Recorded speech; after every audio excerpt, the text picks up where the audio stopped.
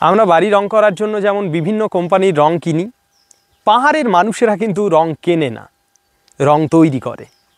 আজকের এই পর্বের ভিডিওতে আমি পাহাড়ের মধ্যে লুকিয়ে থাকা প্রাকৃতিক রং সেটা দেখানোর চেষ্টা করব। স্বাভাবিকভাবেই আমরা জানি যে লাল মাটির দেশ বলতে আমরা আমাদের ওয়েস্ট বেঙ্গলের ওয়েস্টার্ন পার্টকে আইডেন্টিফাই করি। হিমালয়ের মধ্যেও কোথাও কোথাও লাল মাটি আছে, এবং সেটা এতটাই লাল যে লাল মাটি মানুষ কালেক্ট করে সেটা দিয়ে রং তৈরি করে, মানে ন্যাচারাল কালার।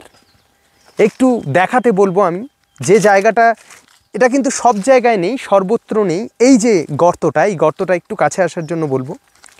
একদম কাছ থেকে যদি দেখি, প্রচুর লোহা আছে, প্রচুর অভ্র আছে। লোহার উপস্থিতির কারণে বর্ণ হয়েছে এক্সট্রিম রেড কালার, এবং এখানে যে চকচকে যে অংশগুলো রয়েছে সেগুলো সব অভ্র। আর পুরো এই পাহাড়টা হলো মাইকা সিস্টের পাহাড়, পুরো গম্বুজটা মাইকা সিস্টের। যত নিচে আসছি আমরা দেখছি সেখানে মৃত্তিকার কালার তত লাল, মানে একদম উপরটা যদি দেখি এই জায়গাটায় রয়েছে হালকা লাল, কিন্তু এর থেকে যত নিচে নামা যাচ্ছে দেখা যাচ্ছে যে বর্ণ অনেক বেশি লাল হচ্ছে, মানে লোহা ক্রমশ নিচে অনেক বেশি কনসেন্ট্রেট হয়ে গেছে। ওপরের দিকে রয়েছে কিন্তু তার মাত্রাটা কম, নিচের দিকে লিচিং হয়ে নিচে চলে এসছে লোহা। এবং সেগুলো আমরা জানি এটা তো পাথুরে ভূমি, তো এর নিচে রয়েছে অপ্রবেশ্য শিলা, যে কারণে খুব বেশি দূর যেতে পারে না লিচিং প্রসেসের মাধ্যমে। তো খানিকটা নিচে যাওয়ার পর এর ওপরেও বেশ কিছুটা কয়েক মিটার উঁচু মাটি রয়েছে। এবার একদম নিচে একদম প্রান্তে এসে যদি আমরা দেখি তাহলে দেখব যে এইরকম মাটির কালার রয়েছে, লাল, একদম লাল, এক্সট্রিম রেড কালার, এবং তার মধ্যে লুকিয়ে রয়েছে অভ্র, প্রচুর অভ্রর মিশ্রণ। যে কারণে এটাকে প্রথমে কালেক্ট করে এখানকার যারা মানুষটা রয়েছেন, প্রথমে এটাকে কালেক্ট করেন, করার পরে এই বোল্ডার বা টুকরোগুলোকে সেপারেট করেন, তারপরে এটাকে পুরো জল দিয়ে গুলে ফেলা হয়, পুরো একদম ন্যাচারাল রং তৈরি করা হয় জল দিয়ে গুলে। তারপরে সেটাকে লেপা হয়, সেটা মাটির দেয়াল হোক, মাটি বা পাথুরে দেয়াল হোক, বা এখানকার যে মাটি রয়েছে না, এই মাটি দিয়েও এখানে ভিত তৈরি করা হয়।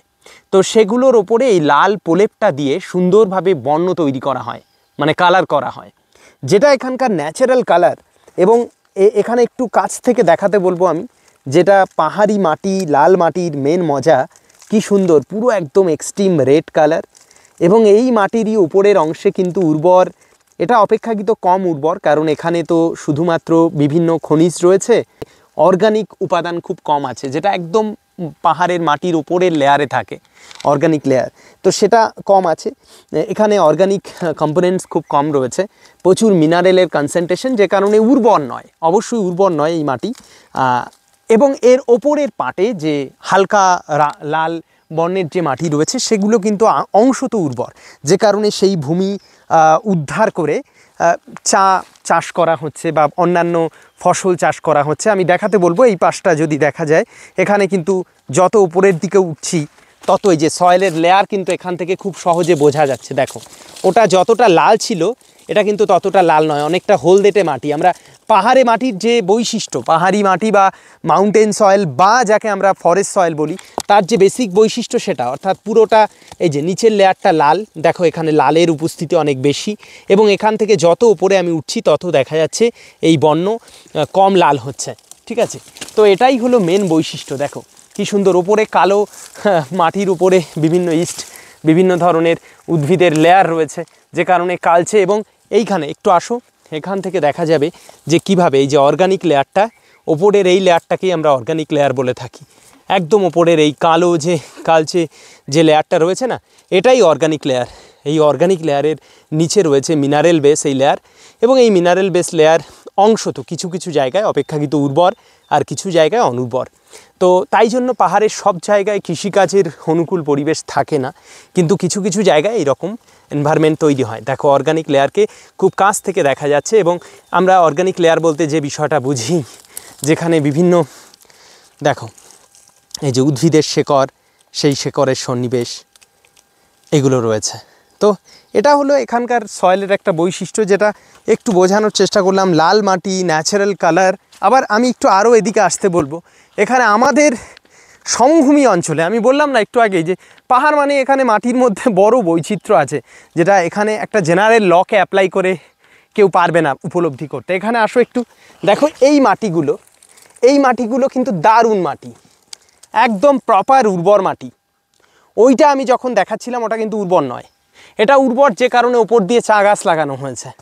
এবার এইটা কিন্তু উর্বর, তার মানে এই জায়গাগুলো একটা এমন স্লোপ এই জায়গা বরাবর যেখানে ওপর থেকে নেমে আসা যে সেডিমেন্ট সেগুলো ডে টু ডে সঞ্চয় হতে পেরেছে, সঞ্চয় হয়ে এই লেয়ারগুলো ফর্ম করেছে। ঠিক আছে, এবার এই জায়গাগুলোর মাটির বৈশিষ্ট্য দেখলেই আমরা বুঝতে পারছি যে এটা অপেক্ষাকৃত উর্বর সয়েল। একদম পাশে জাস্ট এটা একটা উর্বর মৃত্তিকার একটা স্তর বা গম্বুজ, ওই পাশটা একদম পাশে অনুর্বর ক্ষেত্র, মাটির রকম ভেদ, এই বিষয়গুলোই পাহাড়ের মূল বিষয়, যেটা এখানে এসে উপলব্ধি করতে হবে। আমি দেখাতে বলবো একদম পাশ দিয়ে, এই যে দেখো বিভিন্ন ন্যাচারাল ভেজিটেশনের মাঝে মাঝে কিছু গাছপালা লাগানো হয়েছে, বিভিন্ন গাছ লাগানো হয়েছে এর পাশে। এই যে এই পাশটা জাস্ট এই পাশে ঘোরাতে বলবো, এই জায়গাগুলো দিয়ে দেখো বিভিন্ন ধরনের ফসল চাষ হচ্ছে। এখান থেকে একটু হাত ধুয়ে নিই।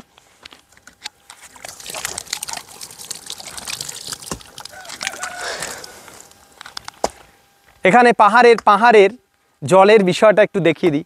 এই যে পাইপ দিয়ে জল আসছে, পাহাড়ের জল, এবং এই ট্যাঙ্কিতে ভরা হচ্ছে জলটা।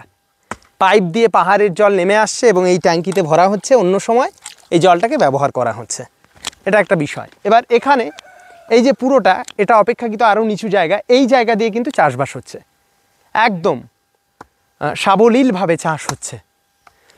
এটাই এখানকার মাটির বৈচিত্র্য যেটা তুলে ধরলাম, এবং আমাদের আলাদা ভিডিও রয়েছে যেখানে আমি চা চাষ এবং চায়ের জন্য উর্বর যে মাটি সেই মাটি সম্পর্কে বুঝিয়েছি।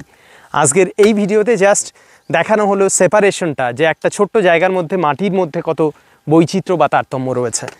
এই রকমই আমাদের জিও টিউটোরিয়াল ক্লাসরুম ভারতবর্ষের বিভিন্ন জায়গা ভিজিট করে আমরা গ্রাউন্ড জিরো বা গো অ্যান্ড সি স্ট্র্যাটেজির মধ্যে দিয়ে কিছু জিনিস নিজে উপলব্ধি করার চেষ্টা করি, এবং অংশত কিছু জিনিস ইউটিউবে এক্সপোজ করার চেষ্টা করি, যাতে করে আমরা জিওগ্রাফিকে শুধু বই পড়ে নয়, ফিল্ড ভিজিট করে অনুভব করতে পারি। দেখা হচ্ছে পরের কোনো ভিডিওতে। টাটা।